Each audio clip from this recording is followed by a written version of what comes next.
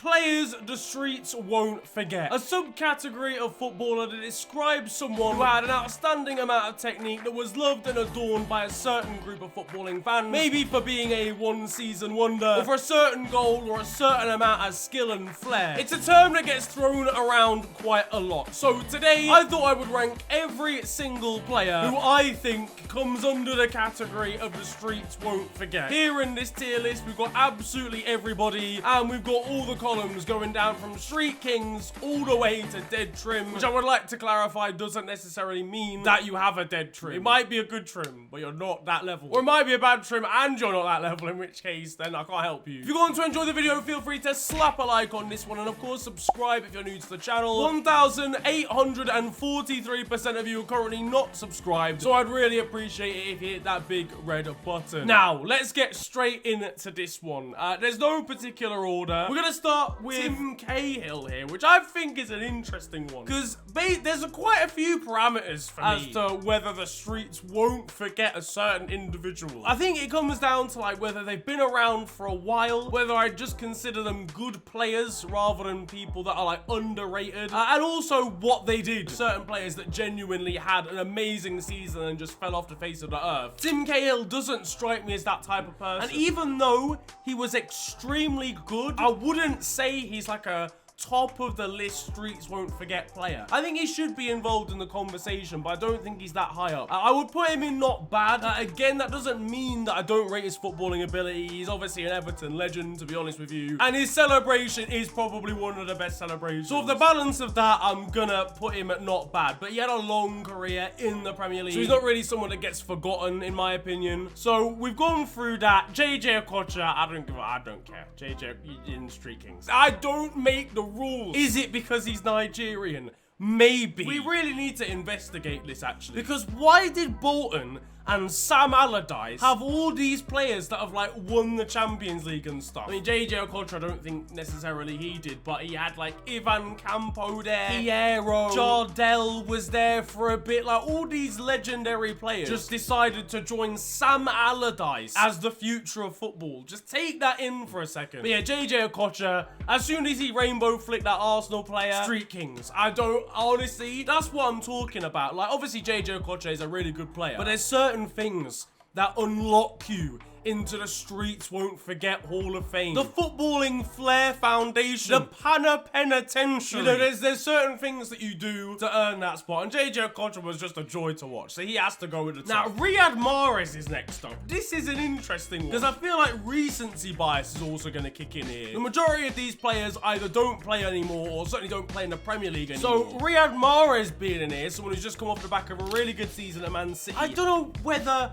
I feel like once he's left, he might be. But because he's gone Man City, I feel like once you play for like the best team in the country at that point, you lose your streets won't forget status. Because nobody's forgetting you at that point. The streets are certainly remembering you because you actually like won the league and stuff. But if it's literally Leicester Riyad Mahrez, then maybe I'll put him just in baller. I think I'll put him in baller because he is, again, a joy to watch. He's got that flair and flamboyance about him, especially when he was at Leicester as well. But because he plays for such a big team and has such a big role in that team, nobody's forgetting him, realistically. The point of streets won't forget is that everybody else forgets, but the streets always remember. Now, next up, and we've got someone like the definition, basically. Dimitri Payet, West Ham midfielder. The Frenchman went crazy for like 2 years at West Ham, just unnecessarily. Scoring free kicks from like 40 yards. There was that solo goal where he started on the left touchline and ended up like back heeling it in or something. I can't even remember, but it was crazy. Yeah, definition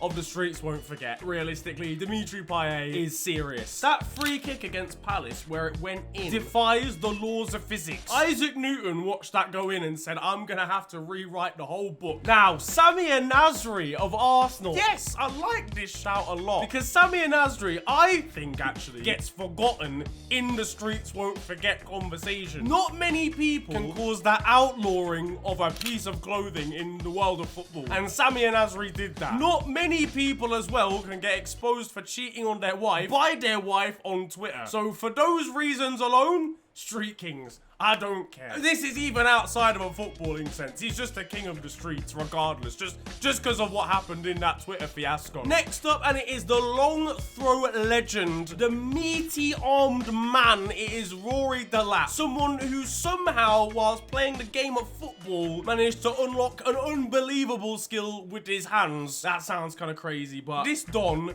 could throw a ball as if it was a corner. Like, free kicks wouldn't go as far as Rory Delap's long throws. He'd get a towel by the side of the dry it off and inevitably get himself about 4 assists against Arsenal. It was a cheat code for like a year and a half, and for that reason, he is definitely a streets won't forget player. But I watched Rory Delap play with his actual feet. He's not a baller. Like, let's be honest here, lads. I'm gonna have to put him in not bad, but I feel like the legend of him goes above and beyond the streets won't forget status. Next up, and we've got someone that I actually forgot about until making this video. Graziano Pelle, aka Davide from Love Island. Yeah, this guy, when he's not chirpsing people in Italian on ITV2, it was banging in goals for Southampton. And then I think he randomly went China. Oh, I think it was before China was cool as well. Or either that or it was like the first season where like Oscar went. Graziano was like, I'm gonna get my money up, and left. And then I haven't heard from him since. Is he okay? Could someone actually just do some research and make sure he's all good? Yeah, no, either way, he was sick for Southampton. I think it was he had that partnership with like Sadio Mane. I feel like he's forgotten about in this conversation, so I do think he is elite. I will put him in the baller section. And a player I feel like of a similar mold to an extent, Roque Santa Cruz. Said with Riyad Mahrez earlier, once you go to a big club, you lose that status. But let's be totally honest, Roque Santa Cruz was not good at Man City. This is Blackburn Roque Santa Cruz that we're talking about here. That was also right at the start of Man City having money. They were buying Gareth Barry. They were buying Elano and Joe. Like, they didn't know what they were doing. So yeah, Blackburn Roque Santa Cruz was a big don. Another guy that I kind of forget about. Does he get into baller? He was pretty good, and he still plays football now in Paraguay, and he's at least 58. So for that reason, for that longevity, I have to put him in baller. Now, next up, rest in peace, the main man, Senegalese World Cup hero, Papa Bouba Diop. The best name single-handedly ever to feature in the Premier League. I actually loved this guy growing up. Like, hand on heart, he was one of my favorite footballers that wasn't a Liverpool player. You know when you have those certain, like, footballers that play for, like, mid-table sides that you just like for no reason? It was him and Herman Hreiderson who played for Charlton, and it was because of their names, I'm gonna be honest. But Papa Bouba Diop, foot like a traction engine, scored long-range goals all the time, or just had a powerful shot on him. Beat France at World Cup 2002 with Senegal. That was a pretty iconic moment. And look, listen, I have to put him in Street Kings. We've had a few forgotten footballers here, right? And I feel like this man, this is honestly someone that a lot of you aren't even gonna recognize, all right? And I need you to understand, yeah? Giovanni from Hull was different gravy. How he ended up in Hull, I don't know. I'm pretty sure his flight got diverted or something, and he just thought, well, I'm here now. I don't know where he came from. I don't know where he went. He just kind of disappeared without a trace. I think he was only like 30, but he looked like 57. There was a lot of mysteries about him, but he scored an absolute screamer, like one of the best goals, just like pure power perspective against Arsenal. And for that reason alone, I'm gonna put him in baller. I don't think he's quite Street Kings, but as someone like, as an underrated streets won't forget player, he is probably the best of the lot. Daniel Sturridge is an interesting one. I wouldn't really put him in streets won't forget. I mean, again, maybe this is one of those ones where in time it'll be more like that, but because he almost won the league with Liverpool and he was very much known for his partnership with Suarez, it doesn't feel like he was underrated. I do think he is underrated. I think his natural ability was some of the best that any English players ever had. Like, if he'd actually stayed injury-free his whole career, like even before Liverpool as well, I think he would have been one of the better strikers that we've had. When he was on form at Liverpool in SAS, he was ridiculous. He scored every single type of goal you could think of, and then it all went wrong. His knees discovered they were made out of caramel, and it all fell apart. But I don't want to put him in not bad, because that seems harsh, because he's a really good footballer. I think I'm going to put him in baller, but he's on the edge. Realistically, he doesn't quite strike me as this category, even though he was a good footballer. Hatem Ben Arfa, Street Kings. We don't even need to. He's going at the front as well, along with JJ Okocha. Like, Hatem Ben Arfa is again the definition of what this is. That solo goal against Bolton, where he turned on the halfway line, is one of the best solo goals I've ever seen. Skill and ability, technically, that this guy had was incredible. It's just the fact that he had absolutely no mentality to play football whatsoever is the problem. But somehow,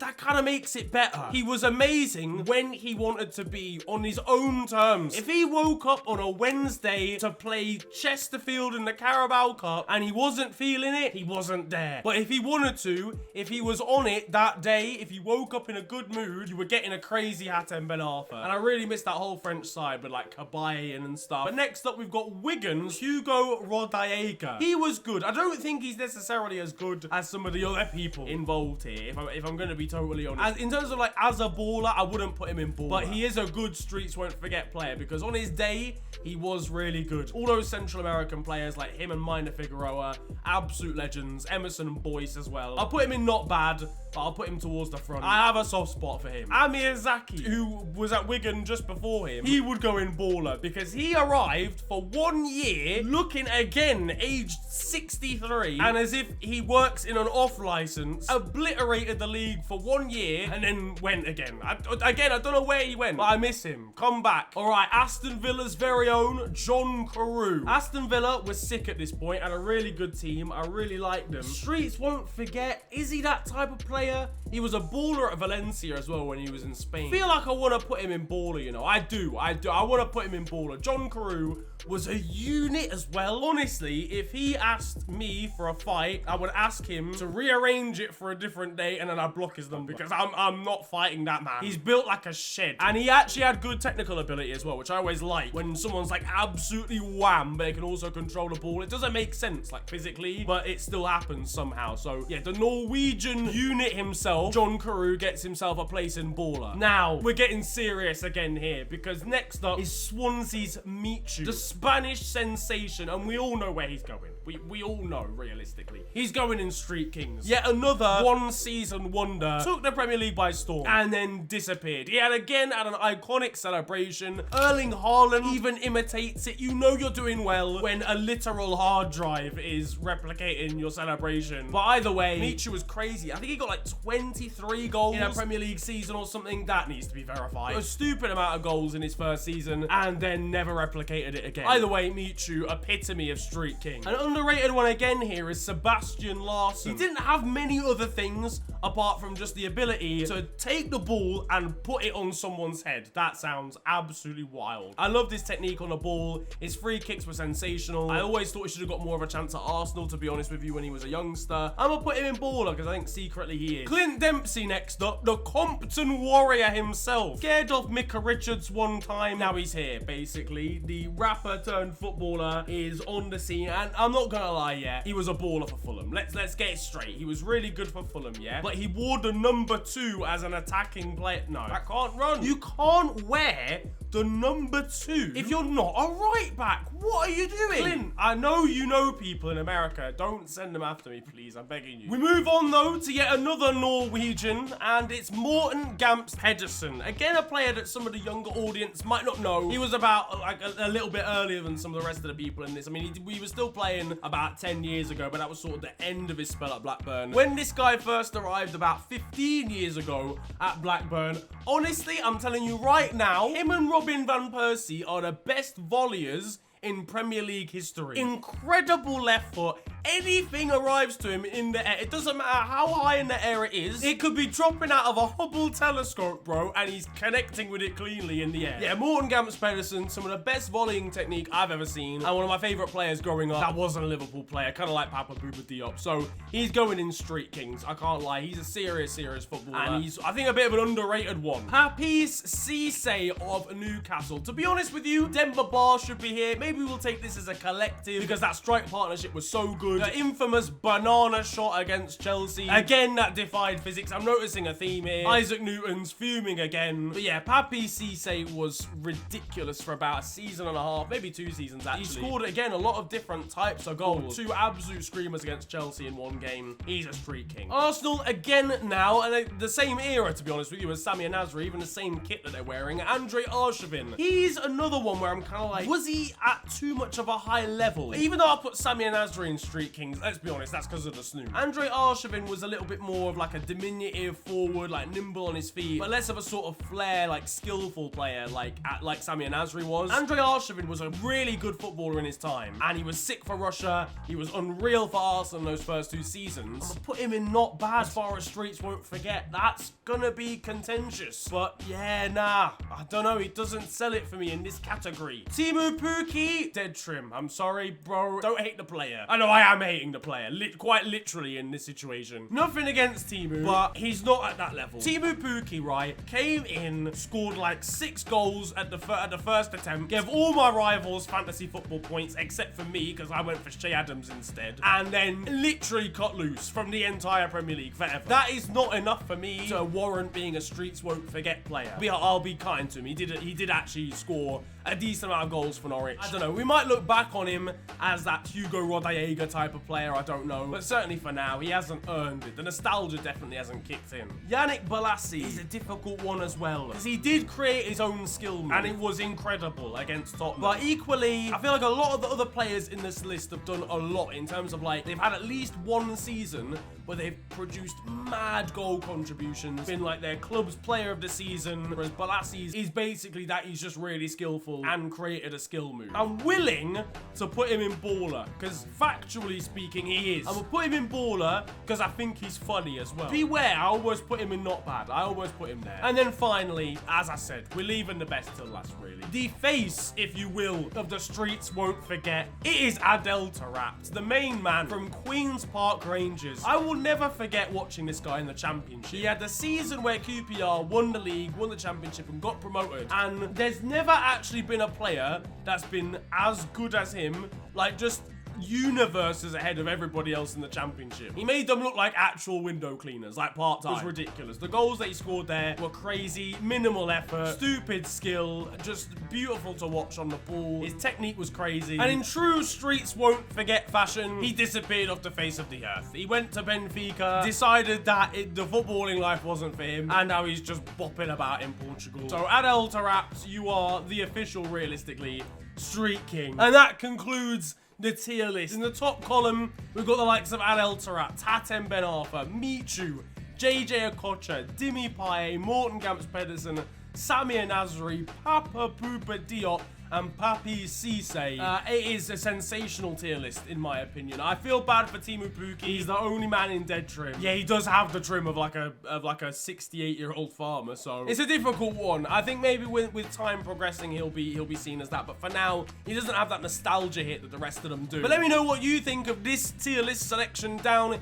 in the comment section below. Who are your top 5 Streets won't forget players? Let me know down there. If you enjoyed this video as well, feel free to slap a like on it, and of course, subscribe if you're new to the channel. You can also follow me on social media. It is at @theofficialfng on Twitter and on Insta. But it's been a pleasure ranting at you guys today. Have a wonderful day. Enjoy yourselves, and goodbye.